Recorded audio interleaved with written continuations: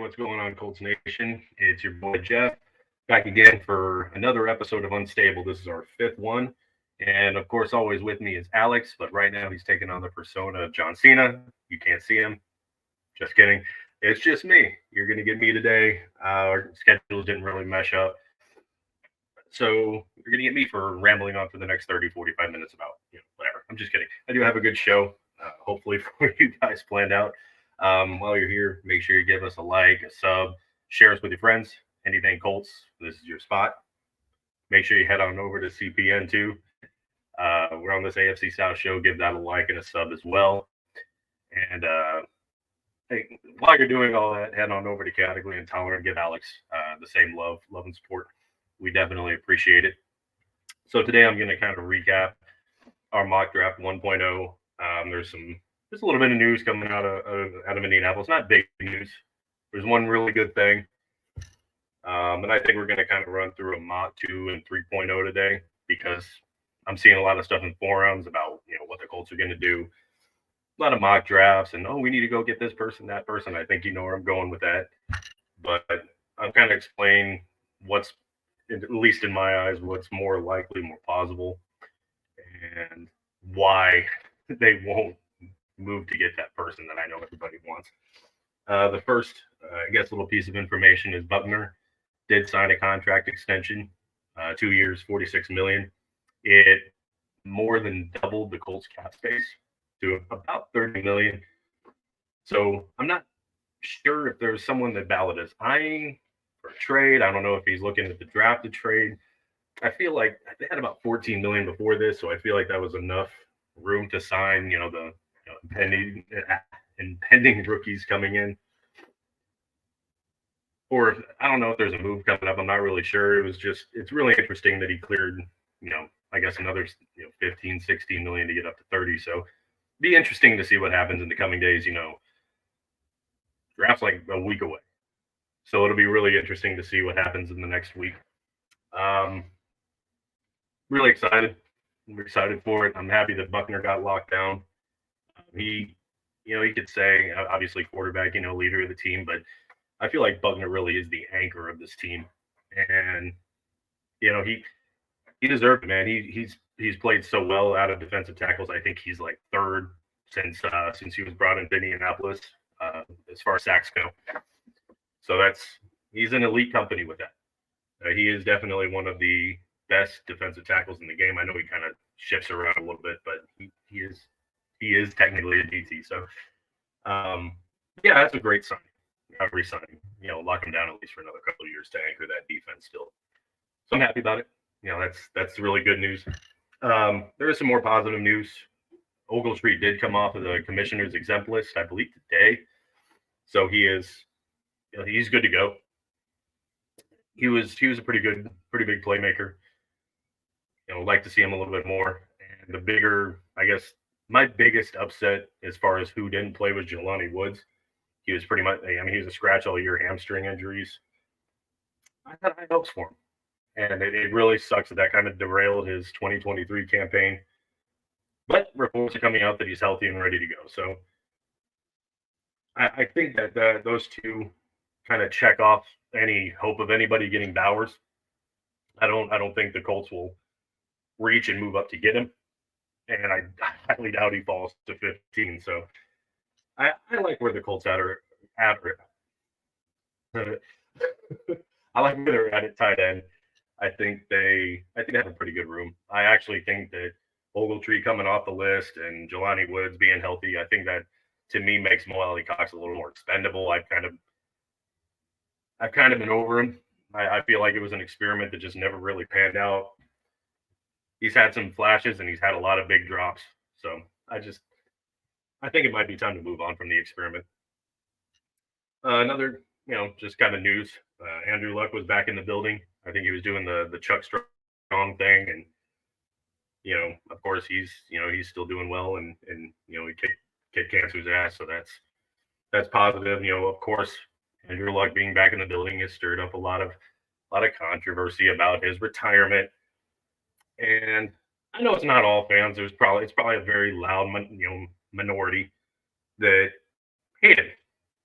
angry with him, mad at him, and mad that he took the money he stole from the Colts, whatever. You have to understand that there's a couple things I want to touch on. He got his ass kicked for 7 years behind one of the worst lines. Like the Colts, I mean, if you're being objective, the Colts did this man a disservice. He was one of the top quarterback prospects in a long time to come out of college. I don't know if it's like since Peyton Manning, but he's been one of the most NFL ready college quarterbacks to come out in a long time. And they never protected him. He got his ass kicked for year after year behind one of the worst offensive lines. And the Colts could have taken that, like, okay, well, you're retiring, you don't get the bonus. They let him keep it. He didn't, sneak into the office at night and run off with a duffel bag full of money. So, I feel like with everything that happened, I feel like he kind of deserved, I guess. And other people, of course, people are outraged that, it was 2 weeks before the season, and I kind of want to speculate on that. Kind of wish I did have Alex to kind of get his input on this. I don't really know where he stands on the aisle with this. Just know that it's all a bitter subject, but I think he wanted to retire long before he actually did the announcement. And I don't know if it was, the Colts wanting to sell merchandise, tickets, or just wanting to sit on it and think about it. I have a strong feeling probably going into the swing of the season and going into, I have a feeling he was already done, but I feel like Colts brass might have just talked him into waiting, see how you feel when we get closer to the season kind of deal. I think first we actually discussed this earlier, and he mentioned, well, maybe you got a result back from a test, and he wasn't going to be healthy for a while or whatever. I feel like they would have announced that, disclosed that information, because it's injury related. I feel like that was something. Hey, he has this fracture or something in his ankle or shoulder or whatever. I feel like that's something that they would have said, like, hey, he's going to be rehabbing again. He probably won't be ready to start the season injury wise. I feel like that's something that they would have said. So I feel like this is something he discussed way prior to 2 weeks before the season. I don't think that he would like intentionally do that. I don't know if that's the right word, but it just doesn't, from all of his time in Indianapolis, that just doesn't seem like an Andrew Luck thing to do. But that's just my take on it. I respect his decision to step away, put his health first. He wants to be there for his family. And like I said, he took a beating and he took a lot of bad hits and had some bad injuries. So I respect his decision to do it. And if it was all him, hey, I waited until 2 weeks before, and if that was on him, then I'd be a little bit bitter about him, waiting that long. But I don't blame him for the decision either way. And we went from Peyton Manning to Andrew Luck, so it gave us a lot of good years. So yeah, I mean, there were some great memories that he made, and I'm not going to shit on him. I respect his decision to go with the family, regardless of how you feel about him. Sure, I mean, you can speculate. Oh, what would he do with this team? Well, I mean, yeah, that's all fun, but reality is he's not. And, he's not coming back. He didn't look like he was in any kind of football shape. He's nowhere near as big as he used to be. So that speculation's kind of out the window. Yeah, I wish him the best. It's good to see him back. Good to see him happy. Good to see him still, supporting, Chuck Pagano and, being around the community still. So it's good that he doesn't at least hold resentment for him getting booed. I think they kind of did him wrong with that. I don't think he deserved all that, but that's just me. So as I said at the beginning of the show, we went Alex did a mock draft 1.0, and we pretty much stayed put. We didn't do any trade up, trade backs, nothing, which is, I feel, a little bit off brand for Ballard. He usually falls back. I think when he grabbed Taylor, he obviously moved up. So he does do some moving, but it's usually second, third round. Um, and really, the only first round move I remember him making was trading that pick to the 49ers for Buckner, which I have no complaint. I didn't have any complaints with it then. I have absolutely none about it now. But usually, he either stays put or drops back. So we played with staying put. And just to recap, we took Cooper cornerback. We took Troy Franklin wide receiver. We took another corner in Green. We took a safety. I don't want to go through all the names because none of these, most of these probably aren't going to be right.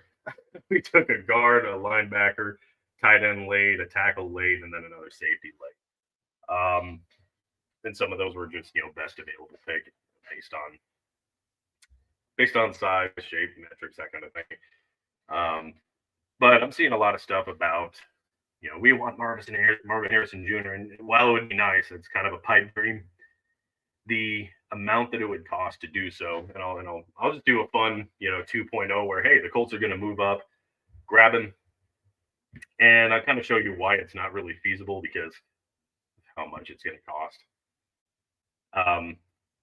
If they feel that they are Marvin Harrison Jr. away from winning a Super Bowl, but I feel like there's a lot more issues, especially in the secondary. But we'll have fun with it and we'll play with that.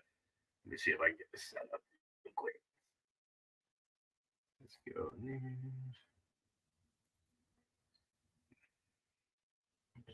And geez, all these tips. Sorry. Simulator share. Okay, there we go. Let me see. There we go. Make it a little bit bigger for you guys. All right. Bigger so I can see what I'm doing. Okay. So as you can see, I got a 7 round. I've already selected the Colts. I'm going to do it slow, at least for the first whatever, because if you do it fast, it just kind of rips it and you're not able to pause. So I'll go ahead and enter and start. Now, before I start, actually, I feel like the next best bet of who's going to take Marvin Harrison Jr. would probably be at Arizona. So I'm going to, it's going to be super expensive to move in the top 5. Let's go through it. Start, of course, they have the Bears, taking Caleb Williams. Jane Daniels, that's usually not the way that it goes. Okay. So I'll pause it here so that the Colts can move into the top 4 and grab. So we want their 4th. Realistically, it would probably take 3 firsts is kind of what, all the talking heads are saying. It only lets me go to 2025. So 2 firsts, it's saying that it has an 87% chance. I don't think it takes this first and next year's first to do it. It probably takes a lot more. I'm going to speculate that it would probably cost 2 seconds as well. I would say that it costs 3 firsts, but because it won't let you do that, I'm going to go. It's going to probably take 2 firsts and 2 seconds to do it. PFF is a little different, and it would take a lot less, but realistically, so I'm going to do what I think is the best, like the most reason, scenario to move up that high. So I'm going to offer it. They're going to accept it. So we get Marvin Harrison Jr., which that burns our first and second to do it. Now, I'm not going to make you guys wait. I'm going to speed it up because we have to wait now until the 3rd round. But everyone wants Marvin Harrison Jr., so this is the scenario, and then this is just kind of to showcase this is not something Ballard would do. But it's fun. I mean, it's fun to play with these things. I recommend PFF. I have a lot of fun doing a lot of different scenarios and mock drafts. I really enjoy this stuff. 3, 2, 1. Okay. So that leaves us leaving our secondary still, unless, like I said, unless if there's something that he's doing with the cap issues, maybe he's got a trade in mind, or I don't know, where he needed cap space. I think Jalen Jones, he performed well. I love Juju Brents, but I still think it would be nice to have a really good, solid corner. And this leaves it back to a 3rd rounder if we were to jump up for Marvin Harrison. So there's Kyrie Jackson, who looks like he had kind of a rough start to his college career. Like, he's 6'3". He's got the size. And he plays with the Ducks, so he's fast as shit. I actually like it here. So I really think though, if the scenario ever happened, I feel like their next pick would probably be secondary. So we're gonna do it.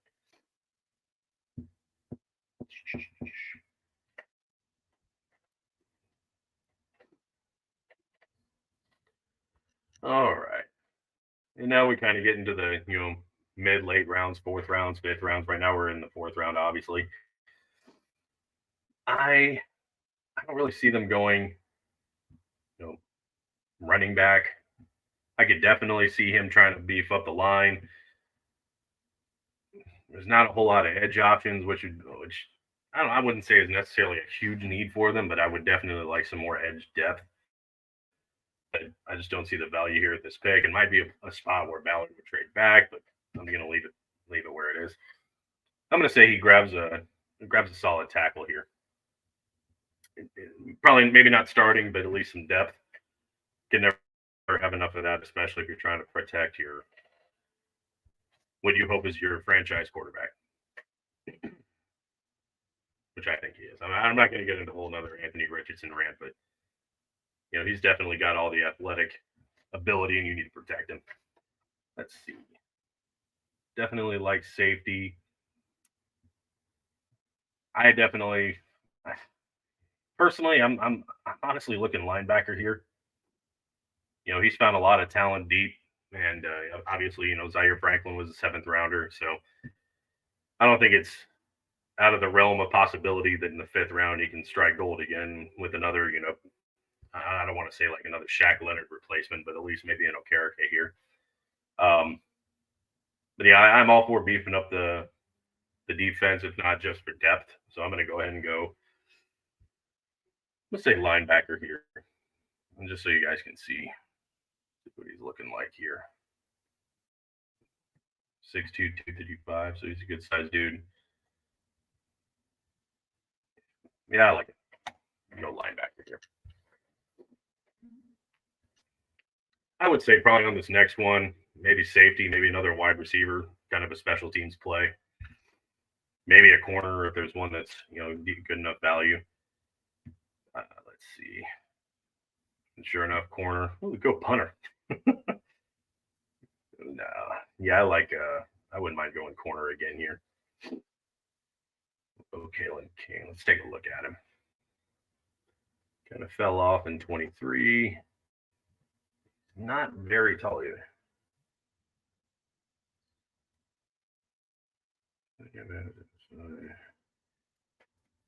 Screw it. We'll go another corner. And then we got one last pick.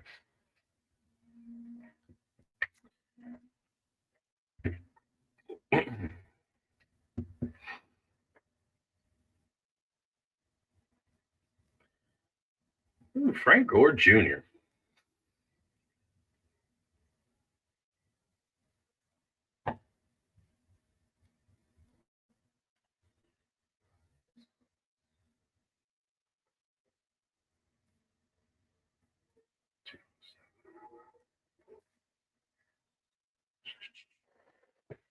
Sorry, I'm just reading these positions. I'm dead air. Let's see. Edge. Yeah, let's go some depth. Just for fun, I kind of wanted to grab Frank Gore Jr., but I'm gonna go edge here late. I feel like the defense is probably our biggest area of concern. Obviously, if Anthony Richardson goes down, it would be offense, but we'll say defense right now is the biggest area. All right, so it did not like my tackle pick at all. It didn't like my edge either. Well, this thing's a picky SOB. But it did love my move up for Harrison Jr. It didn't mind my corner pick. Yeah, this it can be fickle. But this is kind of what it would look like to move up. And then obviously next year we also burn our 1st and 2nd round. So that's really not the Ballard way. I don't see something like this happening. Not a big fan of it, and I'll show you why. Because if you do, let's do another mock draft. New mock draft. There we go. Blind is back. So I think it's a lot more realistic that the Colts either stay put or drop back in the first. And I'll show you why. Because I feel like they could still get, and in our mock draft 1.0, we took Cooper DeJean corner. Um, I feel like if you move back to that 20, mid 20s, hell, maybe even 30, you might not, you probably won't get DeJean at that late, but you could probably still get Kool Aid. And you could stack up on some picks. And right now, I think the Colts need a ton of, I don't think they need a ton of help at wide receiver. I think they definitely need help at corner, definitely need help at safety, maybe even linebacker, some edge help. Um, you could even argue the running back room outside of Jonathan Taylor. You got Trey Sermon and Evan Hull. I think Evan Hull could be a stud. I really do, but he's got to stay healthy. So that's kind of where I'm at with that. Maybe you want to add another pass catching back. I wouldn't put it that high up on the priority list, but it might be one of those things that Ballard would be eyeing that he wants to add to. So I'm going to show that I think it's more feasible that they trade back. I honestly think it's like a 50-50 that they stay put or trade back in the first. And I'd be okay with it. And I'll show you why. He might even trade the first. If he made that cap room, he might even trade away the first for a different proven corner. You never know with Ballard. I fully trust his drafting skills. I think he's an excellent drafter. But outside of that, the only real issue is he hasn't found his quarterback. But we've been over that. So offers, the Dolphins want to move up, so that would drop us back 6 picks. The Vikings want to move up. Panthers, I want to stay in the first.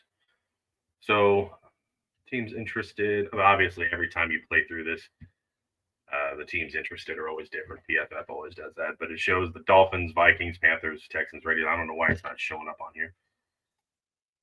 Let's see. Anyway, trade with the Dolphins. For some reason, it doesn't show those drop down lists for you guys. All right, 21, we give up the 15. And in order for them to move up, it's a 72% chance that would work to get their first and second, which is what I really want.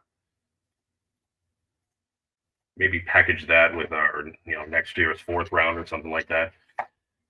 For the trade, they accepted it. So we fell back to 21st. We added a second. And look at that. Cooper's still there. So I'm going to go ahead and snag him. So we added another second rounder. And let's get that. Speed this up just a hair. So again, I'm kind of looking, since we went corner, I'm looking wide receiver here. I think that might be our second biggest need. But just depends on who's there, who isn't. So there's Keon Coleman. He's got great size. And to me, that's kind of the prototype Ballard. 6'3", 215. That's the kind of dude he's looking for. But again, if we were to go wide receiver, I feel like we could trade back again. So I'd probably want to move back 4 or 5 spots. So I'm going to look here. Unfortunately, the offers that PFF is giving is the 68th and 72 overall pick. So I don't want to fall that far back. So I'm going to sit put. And I really liked, it would probably recommend, let me see. Sorry about that. It would probably recommend Roman Wilson. But it's 6 foot, 192. I feel like we have enough of that. I feel like we need to go with the bigger frame. And he's not even 21 yet. So I'm This might be a little bit of a reach, but I'm going to go just because of the size. I'm going to go with this wide receiver. Then we got the 55th pick. I don't think we really need tight end. We could go safety here, which I feel like that, even with the Blackman resigning, I feel like it wouldn't kill the Colts to have a little more depth again in the secondary.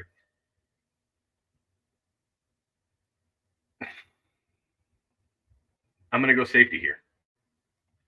So we've got a corner, safety, wide receiver. I did another play around with a mock draft where I traded back like twice in the first, added 2 or 3 second round picks or something. And I think I traded one of those seconds, got a couple third. Yeah. So I wound up having like 12 draft picks or something. I don't know if you'd go that crazy, but it's able to add a lot of depth. So let's see, halfback, quarterback, and I don't know why I was like Oregon. I love Oregon speed.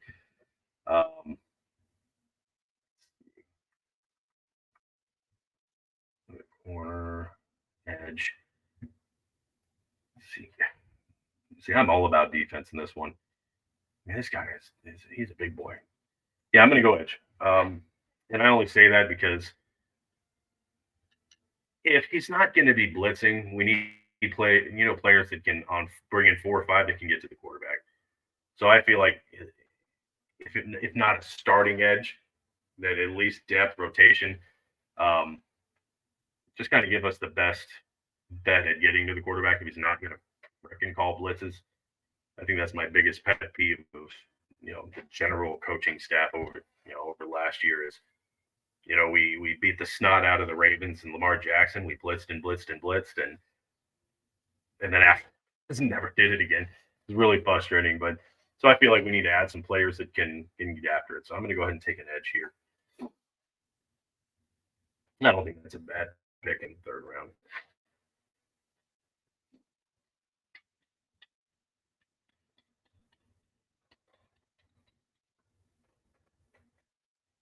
Just waiting for PFF to do its thing. Right now, I'm kind of looking to, like I said, maybe a running back, maybe again more depth in the secondary, maybe even if it's a wide receiver to look at special teams. I'm not looking at quarterback at all. I feel obviously they signed Flacco. That's just not even on my radar. All over the place with these ADPs. Excuse me. Sorry, it's been a long week. That's why we're doing this a little bit late. Let's see. Like I wouldn't even be surprised if Ballard would start to go guards here. Continuing. I think we took a tackle earlier in one of them. I wouldn't be surprised to see him go in that direction here. Of course, Michigan, Jeff Keegan. Let's look at him. First look. He's a big dude. Of course, it's Michigan. Yeah, I'm gonna go ahead and go lineman here. Why not? Never have too much depth at the line. Just saying. I mean, we saw the ass whooping that Brian took. We saw the ass whoopings that Andrew Luck took on a regular basis. I have no problem. If they went pretty much all offensive line in the draft, I wouldn't even be mad. Let's see.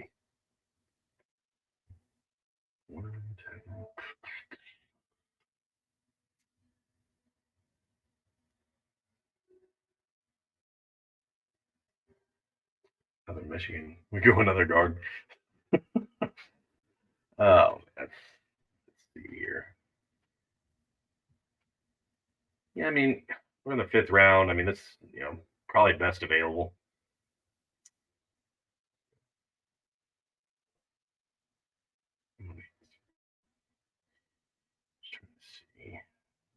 Let's look at this guy. What's his size?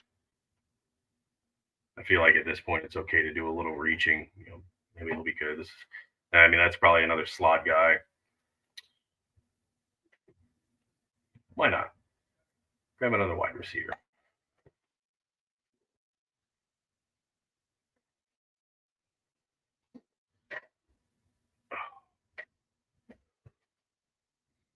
or win. I hope y'all's weeks have been going good. It's just been a long one for me in general. Um, you know, toddler and a 13-year-old. It can be tiring. Let's see here. We got Tori Taylor. We don't need a punter. In the back. I have also forgotten.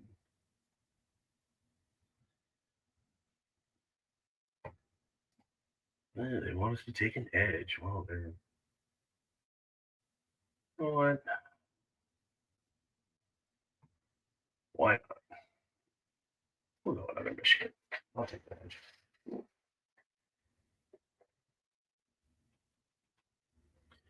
Speed this up just because. And at any point in this, I feel like they do a lot of moving in these late rounds, so which takes a lot to fiddle around with it. I'm probably already bored most of you. Let's see, safety kicker. Yeah, let's go another defense.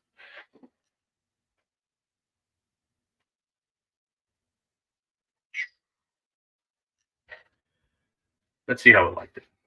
Probably not much. All right. Oh, I did like it. Safety. Didn't like my edge or my guard very much, but gave it a name. So just if you look at it, between the Marvin Harrison Jr. move up, obviously, he's probably not on the same level as Marvin Harrison Jr., but I think you got a big body round two wide receiver. I don't know if he would directly compete for that number two spot behind Pittman, but I don't want Alec Pierce to just be the engraved, this guy's going to be the number two. I want to give the guy some competition, make him earn it. And he had a lot of drops. Some of it was in coverage. They were contested catches, fair enough. But you got to catch them. I mean, that's a whole part of being an NFL receiver is you catch those passes. So I like Pierce. I've been high on him, and honestly, from the opportunities that they've given him, he's kind of disappointed. He has had some big plays. Don't get me wrong. I have hope for him, but I feel like he needs that competitive push. I kind of like where the Colts are at wide receiver, honestly, which is why I don't think that the Harrison, it's a pipe. I'd love to have him. I'd love to see him as a Colt. The whole story behind that would be awesome. I don't see Ballard making that move. I don't see that happening. Um, but I like this one. I like this a lot better than moving up for Harrison Jr. It gives the Colts a lot more depth. It gives him a lot of play room. I feel like trading back is far more feasible than going up, moving up for Harrison Jr. It would be a great talent. It would be a huge acquisition, but I think the cost would be way too high when we have so many needs across the defensive, especially in the secondary. I also don't think that Brock Bowers is very something that'll. I honestly don't feel like that's something that'll happen, just because I think they're good at tight end. I mean, if Brock Bowers falls to 15, it wouldn't surprise me to see him grab him. I mean, he is, an elite tight end prospect, but they're not going to reach for you. So I think it's just another pipe dream. I would expect, like I said, it's 50-50 of him either staying put at 15 or falling back. So I think you can still get a really solid either corner, whichever one he's looking for, corner, wide receiver. I feel like you can get a really good one further back than at 15. So, that's my thoughts on it. Feel free to drop a comment, argue with me, shout, whatever. But just, being around, the Colts for as long as I have, and, seeing Ballard and just knowing his style, it's 50-50. He stays put or drops back in the first. Unless, of course, he trades, which may be why he did the Buckner signing extension to free up some of that cap. But yeah, we'll see. It'll be exciting. So I think I'm going to wind up there. I know that we're about to record, get together for our first AFC South show recording in a while. So I'm geared up and ready to do that one. Thanks for coming on. I appreciate all three of our viewers for hopping on. Thanks for spending half an hour with me, and feel free to drop a comment. How you think the mock went, where you would have gone different. Definitely like to discuss. So again, help us reach those like and sub goals. Again, we're looking. I'm still looking to get to 25 subs. That'd be nice. 15 likes would be awesome. Help us out. Drop it here. Go into the CPN. Go into the FC South Show. Help us out. Thank you so much for coming on, and we'll see y'all next week.